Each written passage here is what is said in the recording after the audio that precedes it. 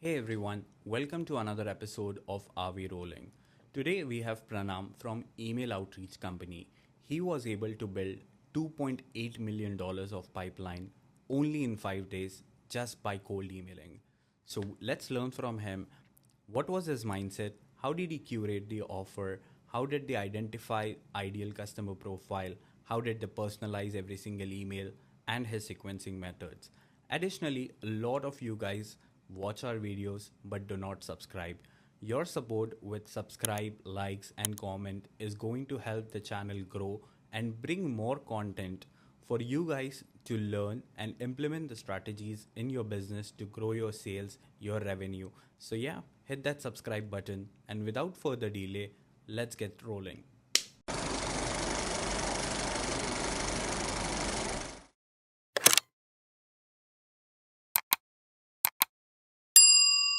Welcome, Pranam. Thank you so much for taking out time to do this and especially being open to share your strategies for others to learn from it.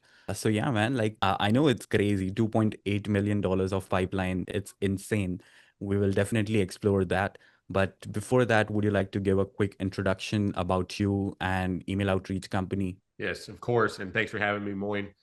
I'm glad to contribute. So, I'm a co founder of Email Outreach Company. We do what our name suggests, of course, but specifically in the cold email direct response. We've been working on this for 4 years, and we work with small startups to enterprise Fortune 500s, and we help them book meetings onto their calendar, B2B meetings between them and their potential buyer. How many numbers of email you are sending out every month? Like, what is the size of your overall operations for all your clients?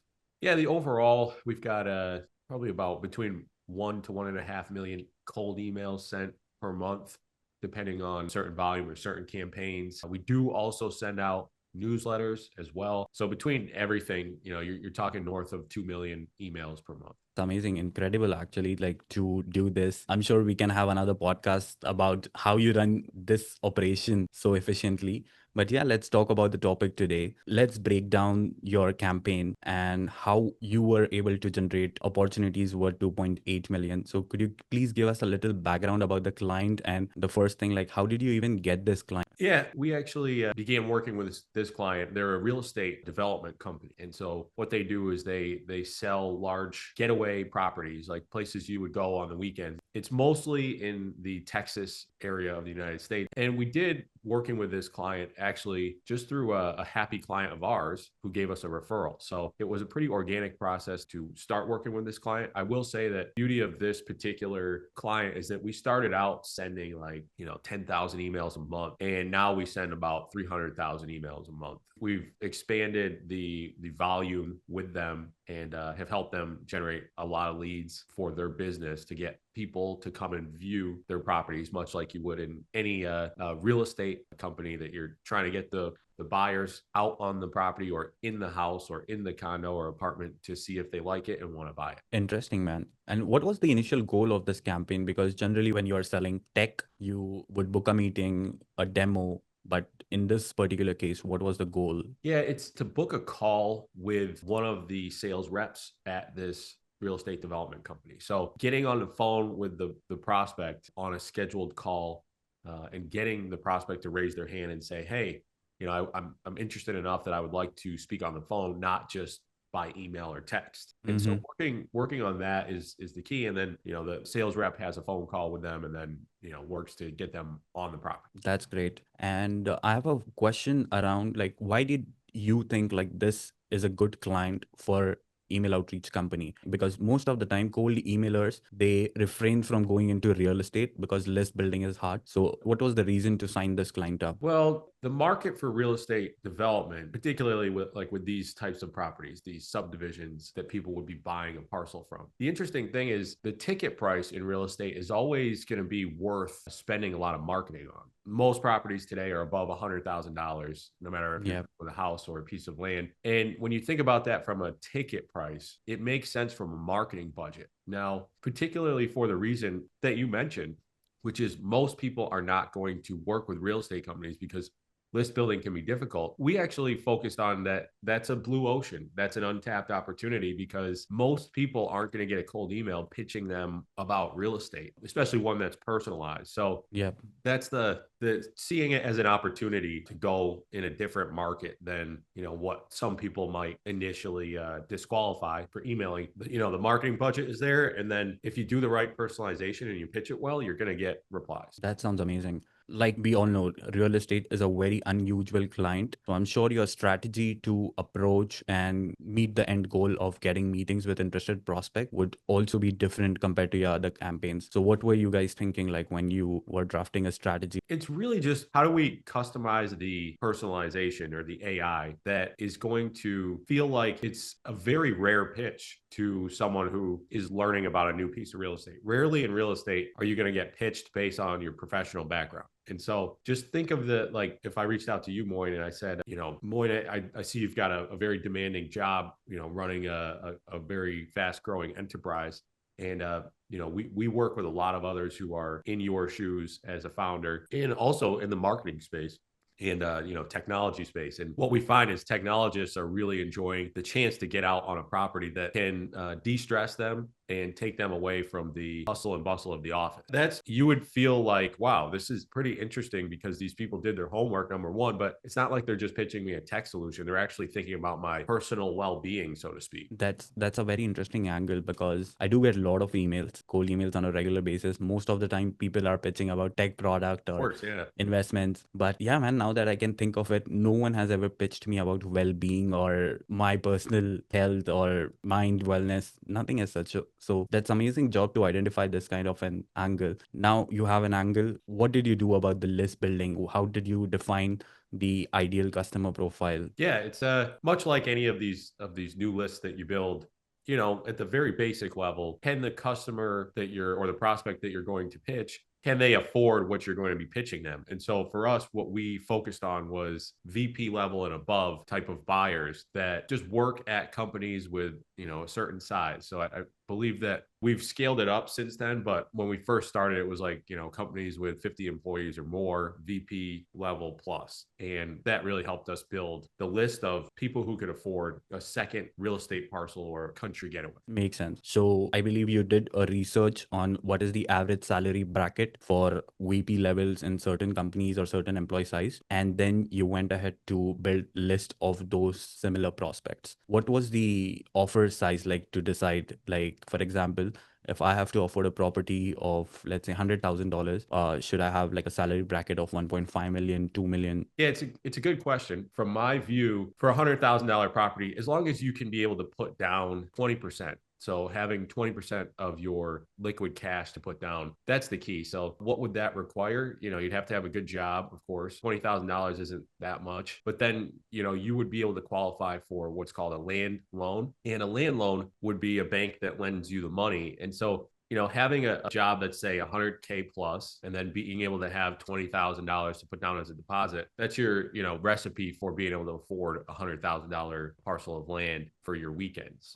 So that's back of the napkin math. It's not as specific because this is more of that B to B to C route where it's like you're not exactly getting, this is the HR systems manager who particularly buys an HR software solution for payroll or something like that. It's a slightly more general, but it's a good question about the affordability of it. Great, man. I would like to inform the viewers that this is what it requires to have a successful campaign. You don't only need to know about the company, but also know about the prospects. This way you are able to come up with an irresistible offer for them, and you can get Pranam mentions, like you can raise a lot of hands who are interested in the offering. I'm sure like without this research, the campaign would have tanked. It would have failed miserably. But yeah, man, hats off to you guys to going into the minds of prospect and understanding. Well, you just know at Moin that it's not list building tends to be a little bit overlooked, and trying to think about the specifics of your recipients.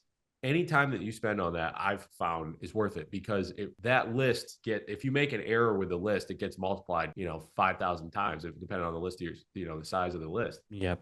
If you can be 10% more accurate, 10% more specific, it really can make a difference. 100%, man. So Pranam, I want to know what are the basic principles or fundamentals you follow as a company whenever you onboard a client to define their ideal customer profile? We have an onboarding intake form, of course, that asks them, what size company you're looking to target, what are the job titles, if you could have an ideal buyer, can you just explain who they are, what they do on a daily basis? It's a pretty basic, like what are the filters that Apollo or that LinkedIn would have. We do have to always be testing out new verticals for them as well.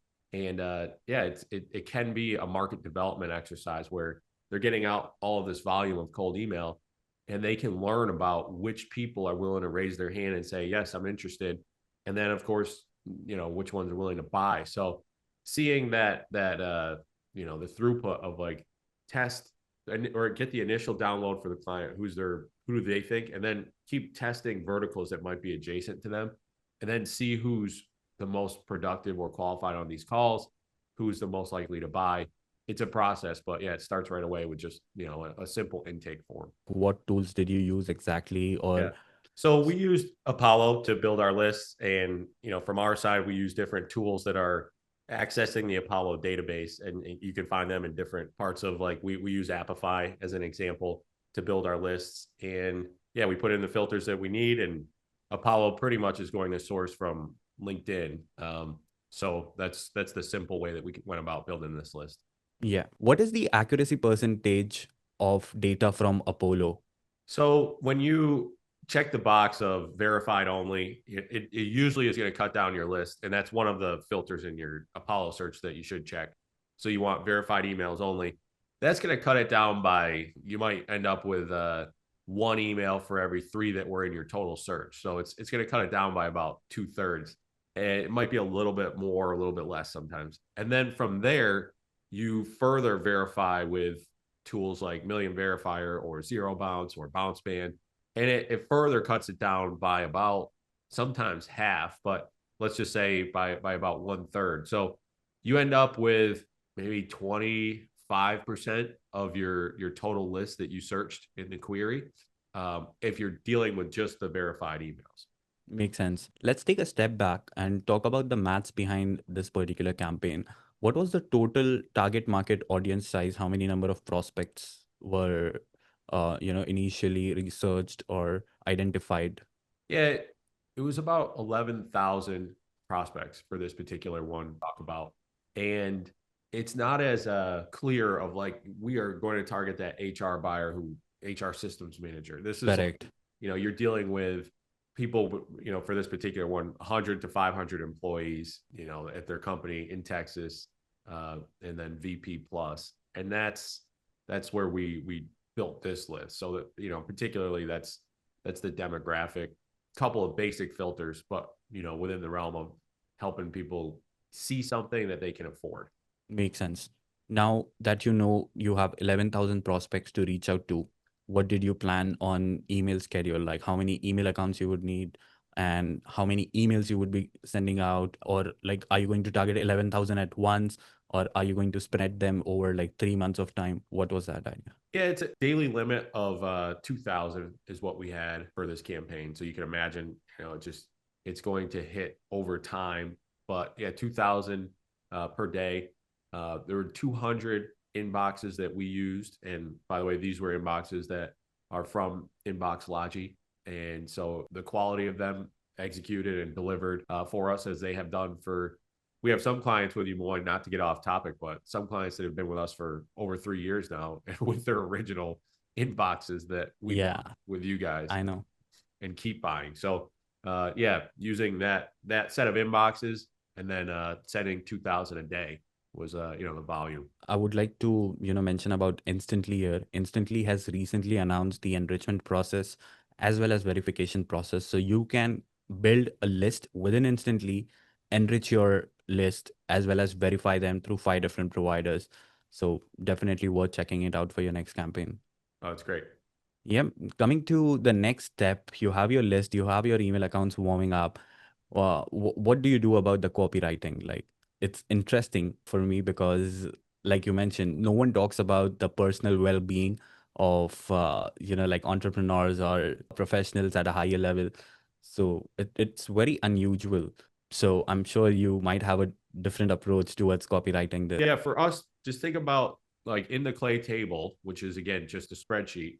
All we're doing is we're chaining together prompts. And so if you think about like every prompt window you have when you type a request in ChatGPT, ChatGPT is going to basically do the least amount of work possible in that prompt, or at least it has a finite limit of how much it's going to give you. It might be 500 words, it might be 5 minutes of thinking, 10 minutes of thinking, but it's never going to go above and beyond. The only way that we've found that you can go above and beyond is if you chain these prompt windows together. And by having a spreadsheet where each column is essentially a new prompt window, you can just keep improving without ChatGPT getting lazy or Claude or whatever.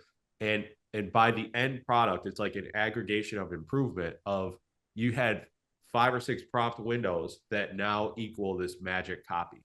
And that's how I found to combat the laziness of AI is just do your best to, it costs money, but do your best to try to chain together things instead of fit everything in a one prompt window. That makes sense. So Pranam, would you like to walk us through your clay table, your clay workflow for this particular campaign, how you were able to personalize the emails and the way you mentioned, like make sure that the AI is not exhausted and gives you lame outputs, but it's very precise and you get higher quality output. So could you walk us through that? Yeah, it's a great question, and that's what we will do right now. Is like seeing is believing in a sense. So absolutely, Indeed. let's do it. All right, so this is a clay table for NLP that this particular client that we are working with, and what they're doing is again we've got our list here, and I'm just showing you a sample of the NLP list because the clay table limit right now is 10 million in our account. So we removed the original clay table, but it's Yeah. the same exact workflow. So what we have here is just think about you got your normal list, and then you're adding attaching new data to that list as you go, such as finding the email host and provider, which a lot of tools nowadays are doing very automatically, like Instantly is doing that automatically as Yeah. well for you. And then you get into the domains of the prospect and then doing some research. And so we pull in a simple prompt to do some investigative research on the company and the person based on the domain and their LinkedIn, where we're using ChatGPT 4.0 mini, and then we're just giving it and we're feeding it with the info that it needs to go out there and use what's called ClayGent. ClayGent is like a web searcher for a column that you can just hook up pretty easily. I'll give you for all of you that think that might sound difficult. It's actually just you can add an enrichment and you can just say ClayGent, the ClayGent web researcher, and then you can write your prompt, and then it'll go based on the data you fed it and look on the internet for whatever you're looking for, and then return back the investigative report about the prospect. Quick question, Pranam. How do you make sure like this information which you now have about the company, you use it in context of your offer? Yeah. So as we get left to right in the clay table, we're going to take this info and we're going to inject it into new prompt windows that are going to use this research to inform how it's going to write the copy. That's great. Yeah, Pranam, this looks amazing. From to break it down to simplify it, you have all your lead list uploaded into Clay table. Right. The first level of research you do using Clay agent is to get as much information as possible about the company, about the prospect. Then you add a second layer which uses this information in context of your offering and writes a script which is highly personalized as per, the best outcome you could expect. And we have everything, all the details accurate as per the prospect, something they resonate with. And you can do this at scale, which is amazing. So I would be very happy if you could share these prompts. Maybe we'll attach a link into this video and you can share the prompts you use to research as well as write your copy. Absolutely. And we'd be glad to share what's working for us so that other people can, start up leveling their game in this AI world of copy. That's amazing. A lot of people, this happens in our industry a lot, man. Like most of the people, they may not share information or they gatekeep the knowledge, Right. behind like a price tag or something like that. But yeah, man, that's really amazing and very kind of you to be able to go out, help community, help others to learn from this without your personal gain. So thanks a lot for that. Of course, so that everybody can get the workflow of like, as this table gets a little bit more, again, I mentioned like chain a prompt window with another prompt window with another prompt window. And the prompt window is just you're getting AI to work for you again. So it takes what it just worked on, and then you give it a new prompt and it works on what it just worked on, but with a new set of instructions. And that's what each one of these columns is. So you can imagine we have good research on each prospect, and then we actually use different writing styles that we've identified that work. And these are just like, they have writing agents, and it's just different approaches at how do you pitch the prospect, what's the structure. And so we'll alternate between a couple that work, and what we use for that is Octave's a good go-to-market tool. Who they've got a really simple way for you to build a prospect list and create a lot of research on the prospects, and then either send it yourself through Octave or run it into a clay table with really good copy. And so that's what we do. We keep chaining these prompt windows together. Think about every window, Yeah. every column essentially is a prompt. And then, okay, we get this, this piece of copy here, and it's like, okay, this sounds pretty good. But what's interesting is that we take this and we don't stop there. We just keep chaining together. And so we now bring in Claude to edit and write in a way that's humanized, that's like based on a lot of numbers. It's a science and an art to take the Octave content and then add another layer of personalization and humanizing on top of the Octave content. And we use Claude Sonnet 3.7 for that because it's really good at doing that. Again, I know this might be a little bit complicated for some. Like, just think about it as it's just a spreadsheet, and every column is a new ChatGPT window or Claude window that we're piecing together.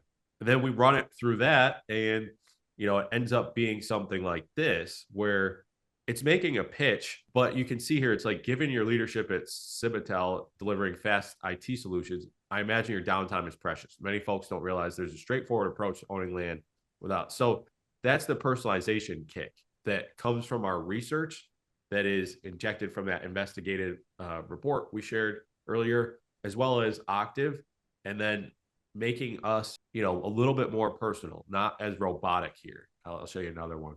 Sure.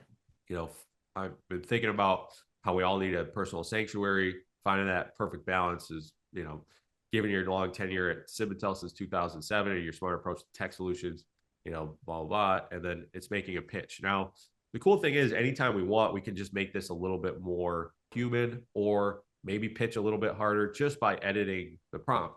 So anytime we do that, it's, just a really cool thing. And I'll just do it here, like as an example. If we were to come down here, and I'm going to, just as an example, show people, like, it's as simple as if we said, be more warm and emotional than most. Okay. So that's there. And now it's going to run. And I just edited this one particular cell, Bro. but Yeah. it's running. And That's amazing, man. Do yeah, you also pay attention to the length of your copy? There's a huge talk among cold emailing groups and other marketers. And even I'm a fan of it. Like, your copy should be very crisp, easy to read on a mobile without a scroll. So do you pay attention to the length of the copy? we do. And we have found that the length can be, the shorter the better. But in this particular case, we found that longer was working a little bit better. Now there's a nuance to that. If you're just doing a lead magnet where you want a reply, shorter is better. And those are what are going to be people that say, hey, send me more info, I'm kind of interested. But because we're always going for the meeting and the appointment, what we found is we get more meetings by having longer copy, but we would get more leads by having shorter copy. And by leads, I mean like more of the people who just say, yeah, I'm kind of interested, but you're not asking them for a phone call. Makes sense, makes sense. So you are giving a lot of value in the first email itself for them to take an action, and that increases the length. But in case you are using a lead magnet to revalidate their intent or get a second opt-in, the shorter copy approach works the best. Yes. Amazing, man. I see a prompt for subject line as well, which is not very usual. Again, a lot of people may be using Clay, but they might not be using it for subject line. So what's your thought process behind the subject line? Yeah, from our side, what we do is we want the subject line to be context aware. So we want it to read the email that was written and then, watch out for spam words and use the prospect's first name and just make it, we call it a possessive forward, subject line. And, we just want to make it as simple as possible. And so we give it this email that it wrote, and then we tell it to summarize it without using these words so that every subject line is unique to each person. And so you can see here, this is what it comes up with. Eva's sanctuary retreat awaits, so that's an example of how from our side, we always want the subject line to match what's going to be inside the body. A lot of time people just ask like a quick question. Now it has been so overused that every single person on this planet, when they see quick question, they get a sense that they are being sold. So that does not work. So I love your approach here. Keep it short, keep it related to the actual context, so you don't come out like a liar at the end of the day. And yeah, man, this is amazing. I love your workflow. How long you have, like, how many hours you have spent to master this? It's cumulative work. You can imagine each column, you make one extra column improvement. And as I've mentioned, it's like you kind of like us just getting to the octave setup was great. But then it's like, well, how do you make that better? And then how do you make that better? And then how do you make, the subject better? So we just keep adding on to it. And of course, it's taken hundreds of hours just to make the building blocks that you see here and the prompts to produce high quality copy. And if you're able to get this right, the thing that you want to be spending your time on is how to refine the final prompt or the final output. And that's where if you can build all of these, basic research things in, you can use something like Octave, you can get to the point where now it gets to be fun to be able to make final tweaks at scale. So if I wanted to edit the whole prompt for this, not just one row, I could edit it. And if this is a list of 10,000 and I ran it with auto update, I mean, you're going to get 10,000 new, really much better copy examples. And so like, this is where if you do the work, you can get to have fun on this final refinement and, trusting Claude to do it. But like, I'm just going to say, be very personalized in the first paragraph with something about the prospect that catches their eye and, makes them feel like you research them and that aligns with what we are pitching. So that as an example, like now you can have fun because you've built all these building blocks and okay, let's see what that does. And then, you can imagine if we do this for all of our clients on a weekly basis, we're always trying to refine prompts. We're always trying to make like a master Weekly basis. Like not every single master prompt we will adjust on a weekly basis for each client. But when we do have weekly calls, we are trying to get a little bit of feedback from them to make it more on point with what they want to pitch. That is amazing, man. That is like one reason why you are ahead from most of the agencies. I've seen this with a lot of agencies. Once they find out like this is working, they keep running that for a very long time, and it Right. comes to a point like now they are out of options and they are not able to retain the client. But I love your white glove treatment, having a weekly call with your Right. client, going through the campaign, and adjusting your strategy, your prompts based on that call. So now you can be better from last week, and they just be with you. Like you're able to retain the client for a very long time. I'm happy to share all this stuff because I think in the end, we are trying to find the right combination of AI tools to put together. And it has to be built on top of a solid infrastructure. So if you can get the right combination of AI tools and the right infrastructure, and of course, the right list, you're going to get great copy, great deliverability, and great targeting. And that's what will always make, successful campaigns and successful lead gen. That sounds amazing, man. I have one more question when it comes to copywriting. What do you do for your PS lines? Like I personally like to keep it very funny, witty, easy Yeah. to opt out. What do you do with your PS lines? Yeah. So we want anybody who's watching this to use this because the more you use it, the better the world will be in a sense. So we actually use a PS. When you reply to this, I'll donate one bowl of dog food to a dog shelter. Then we say, because I know your time is valuable and it should be a win-win to hear from you. And that really has led us to when we first implemented that, it doubled our reply rates. If they can be a little bit warmer to you based on some philanthropic, donation, you're gonna have less of that cold, angry replies. That type of reply. And we've donated 250,000 plus bowls of dog food now. Wow, that is insane, Yeah, man. it's like I did the math. It's basically like feeding 600 dogs for an entire year at these shelters. They do breakfast, or they do like lunch and dinner, or something, like 2 meals a day basically. So it's a lot, Wow. and we're happy to do that, but it's also, it's not like it's just selfless. Like, we actually get more replies. Yeah, congrats, man, on coming up with this. And a lot of business should think about this. Like they have kind of a moral obligation towards the society. So anything which helps you improve your business output as well as, take care of that community responsibility, then there's nothing better than that, man. I've become a huge fan of your business now, and I would urge a lot of other agencies to support other causes, humanitarian causes, and use that in your copy as well. So, you can get more replies, but at the same time, you're doing something good for the society. So congrats, Pranam, on this. Like you came up with this strategy, or was it any of your team member?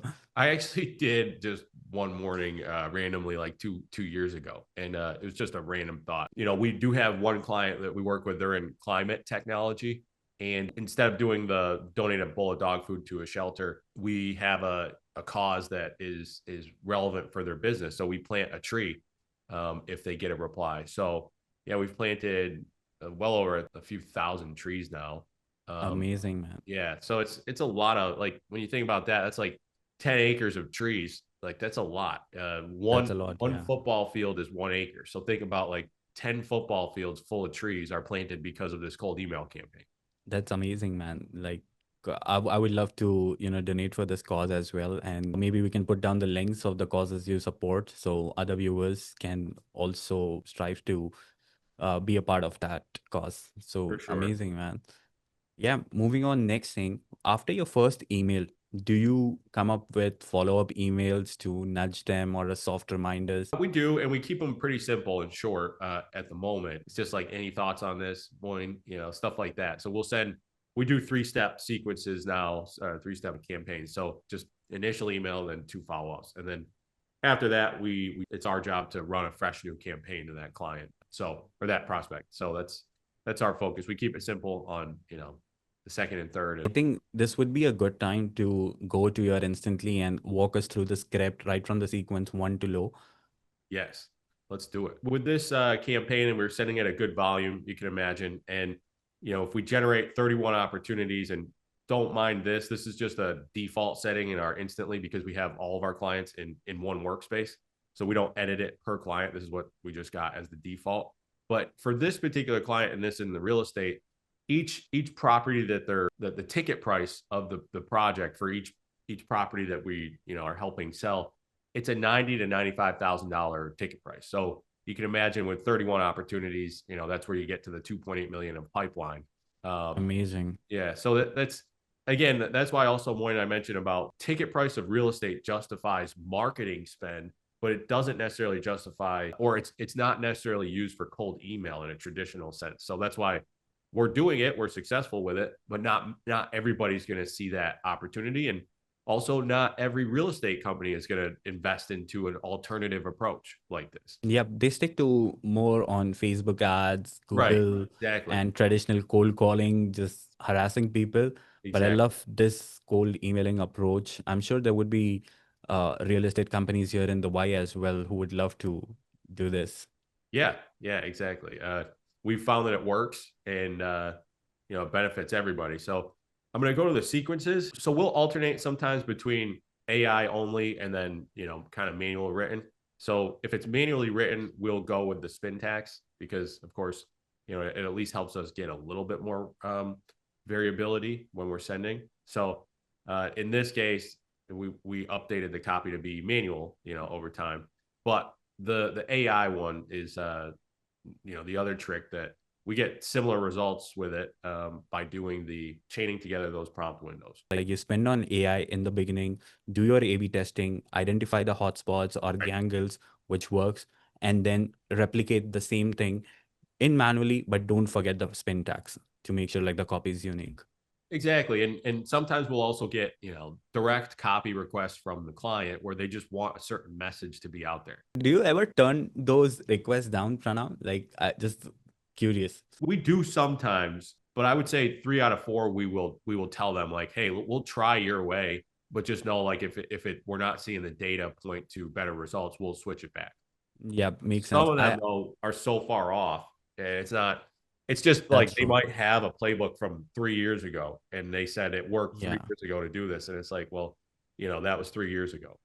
One of the gap which I identified was these marketing teams at clients end, when they think of a campaign and they come up with a messaging or copies, they put it like a digital first approach. They think like someone is going to come to our website, they're going to Yeah, see these messages.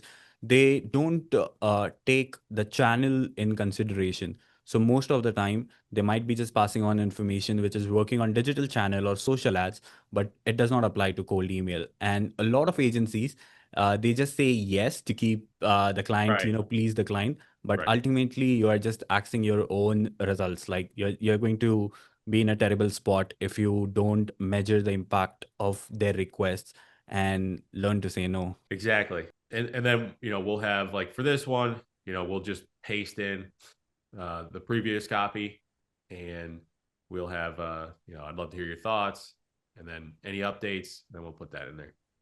Oh, so what you are doing is you actually use your previous copies as a Yeah. forwarded message within the follow up and then send out the follow up. Do you send this follow up like a reply to the same email chain, or like it's a different new email altogether? Like what's happening here?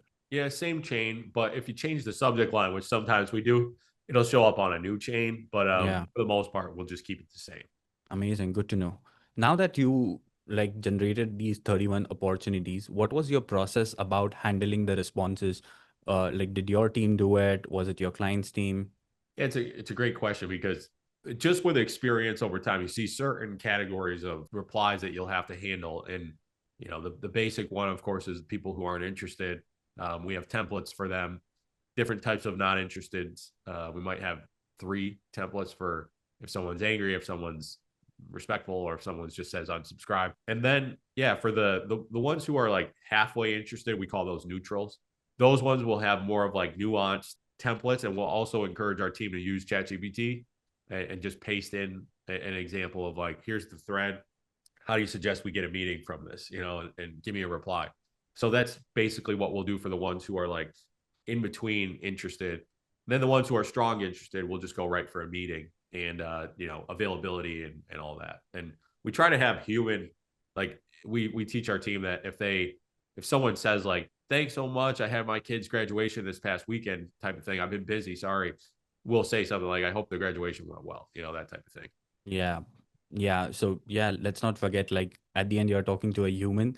Human loves human connection. So if someone mentions something like congratulate, compliment, or whatever it is, like, but acknowledge that human feeling in that email. That's great. We've been at this for 4 years now, and it comes with experience that you get templates for every type of reply. And I'd be Yeah. happy to share our templates that have taken many, many, many thousands data points and replies that we've taken and then categorized into certain templates that you can use for the replies that you're going to get. So yeah, feel free, Moin. I'll get those templates, and we can share them with the viewers. That's great, man. Pranam, thanks a lot. So I would be happy to just drop a calendar link in the description because a lot of information is coming towards you and you don't know like how to use it effectively. So I think it's best like I just drop your calendar link and people can get on a one-on-one call and then they have a better understanding on how to use these tools and combinations for their goal.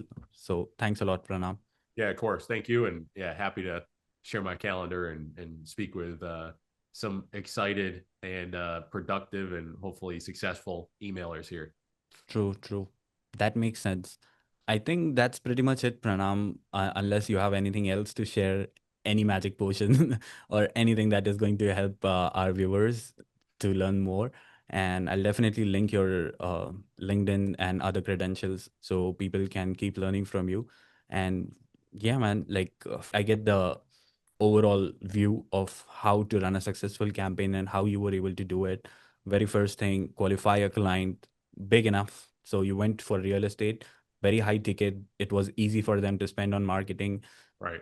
Second thing, do your list building with a lot of precision.